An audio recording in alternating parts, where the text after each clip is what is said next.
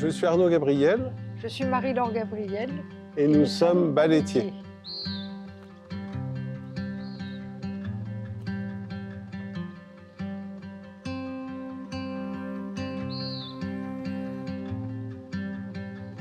En fait, avant, nous avions une autre profession. Nous étions loueurs de matériel de travaux publics. On louait des nacelles, des minipelles, des choses comme ça. On a fait ça une dizaine d'années. C'est une création. Et suite à de nombreux cambriolages, il y a eu un ras-le-bol qui s'est installé. On a décidé de faire un métier chez nous, dans notre maison.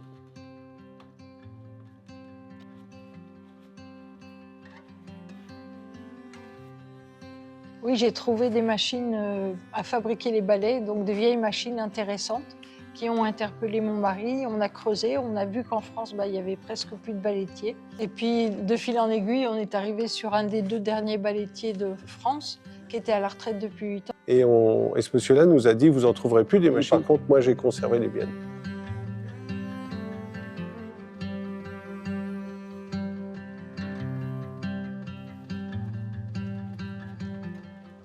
Et donc, il a accepté de nous former aussi à ces machines, de nous les vendre et de nous apprendre à s'en servir.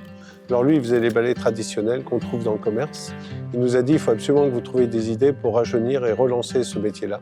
Et mon épouse savait qu'on pouvait teindre de l'osier. Elle s'est dit, on devrait arriver à teindre la paille. Et donc, on a fait, ça a pris un peu de temps, on a fait plein des essais de teinture. Et puis, à un moment, on a réussi, à force de tâtonner, à trouver comment on arrivait à pouvoir teindre la paille. Et on s'est lancé, on a pris le challenge. Et donc, tout est parti de là, comme ça, suite à une annonce, en fait. On laisse par froid et ça sèche en pleine pendant un mois, le temps que la sève disparaisse complètement. Parce que si on le rentre tout de suite, ça pourrit en 2 jours. Et puis après, on l'accroche à l'envers sous un hangar. Il y en a là-bas, vous pourrez voir. Il continue à sécher pendant 3 mois. Et puis après, je remets une couche de paille, mais là, j'en ai plus, c'est de couleur.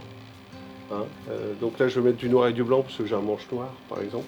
Et puis après, une fois que ce sera recouvert, on coud, donc à la main, dans ce qu'on appelle une presse à balai. Des coutures à la main, comme ça. Hein. On passe dessus, dessous, de chaque côté.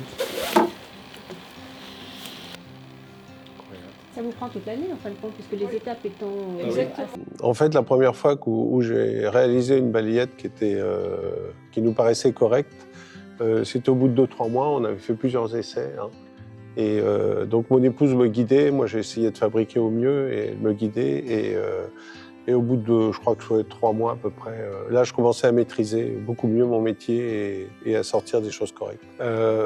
Non, c'est vrai que sur le papier, comme ça, fabricant de balais, ça vend pas du rêve. Et d'ailleurs, on a des clients qui viennent visiter l'atelier et souvent, c'est les femmes qui tirent les maris un peu pour venir. Et les maris, une fois la visite terminée, me disent « Écoutez, je suis venu ici tiré par ma femme, mais franchement, je ne regrette pas parce que tout ce que vous faites, c'est super et je suis vraiment heureux d'avoir découvert ce métier. » Et voilà, souvent, mais les gens, ils repartent toujours contents. Et c'est un métier où tous les gens qui, a priori, arrivent, viennent avec d'autres et ne connaissent pas encore ce qu'on fait et tout ça, après, ils sont complètement émerveillés et ils repartent, ça leur a vendu du rêve.